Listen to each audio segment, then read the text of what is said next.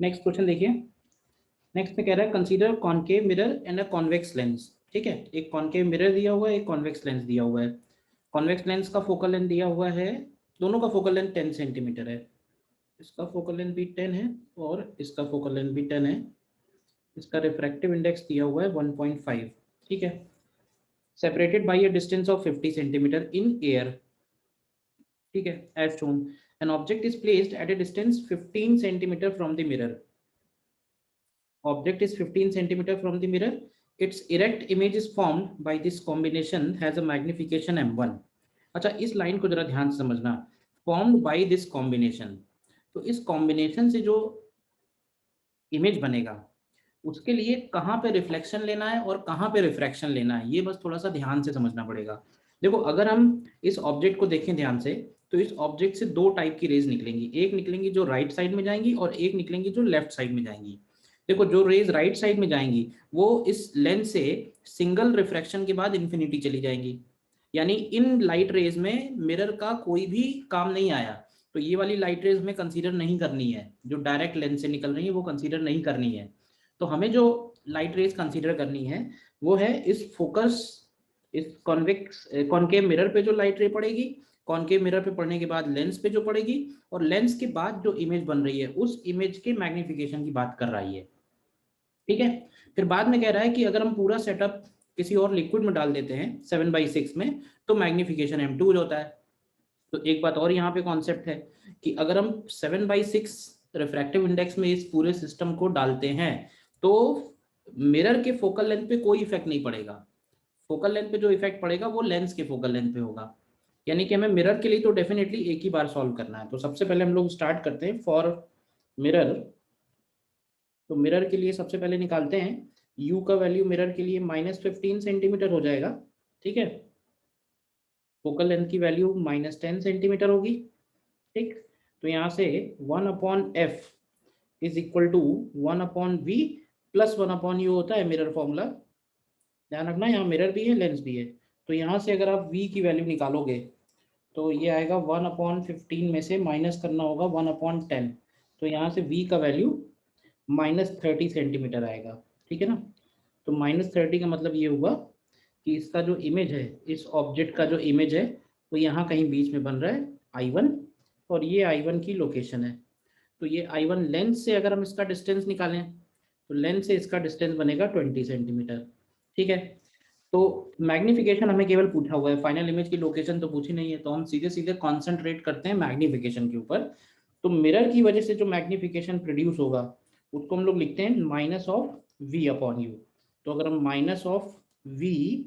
-v/u करते हैं, ध्यान से देखना, तो ये वैल्यू आएगी -2।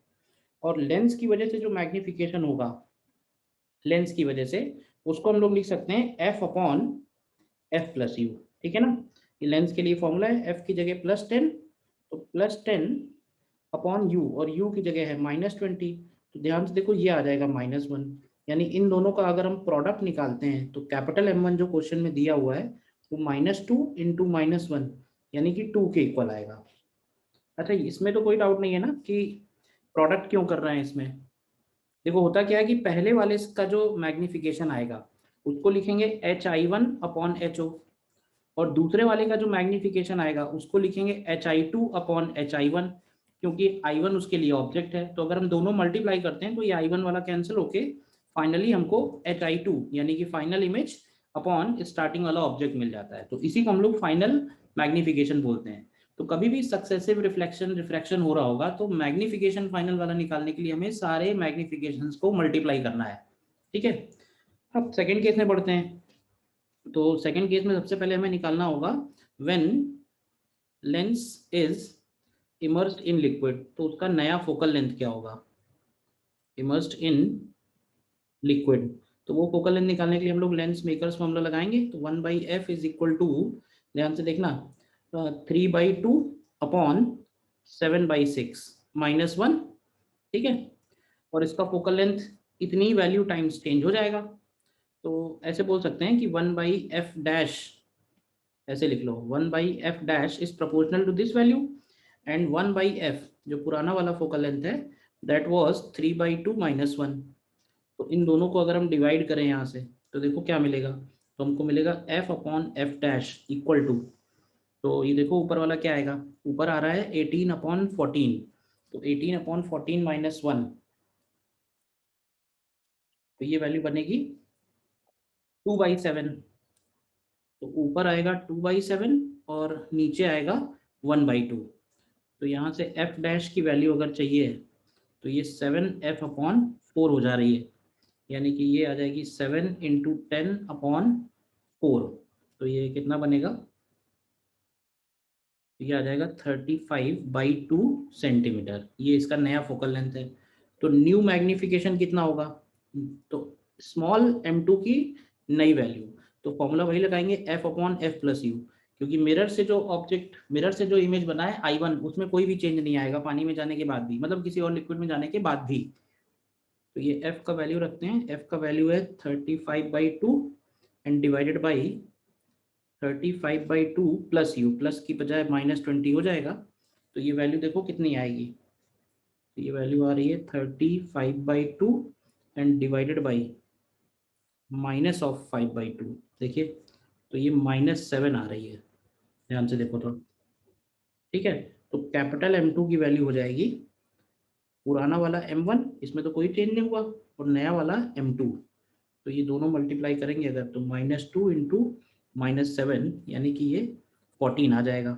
तो अब ध्यान से देख लो, M1 और M2 का जो रेशियो होगा, M2/M1 निकालना है, तो वो 7 आंसर हो जाएगा इसका, ठीक है ना। M2/M1 का वैल्यू 7 आ जाएगा, ये हमारा आंसर बन जाएगा। अच्छा क्वेश्चन है ये, ठीक है ना।